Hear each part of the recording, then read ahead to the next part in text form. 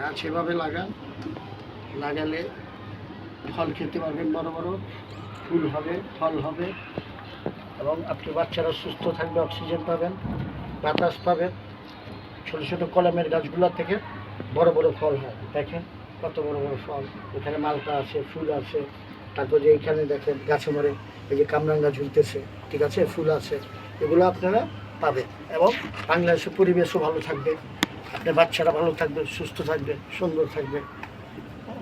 আপনারা সবাই গাছ লাগান, বেশি করে লাইক করুন, সাবস্ক্রাইব করুন, আমার চ্যানেলটা বারবার দেখুন।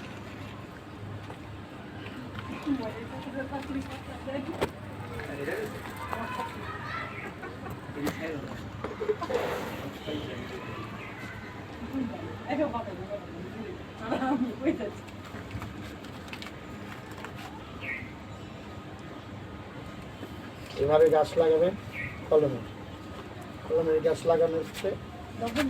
পানি, মাটিটা একটু শুকনো রাখবেন, পানি একটু কম দিবেন, বেশি পানি দিলে গাছ মরে যায়।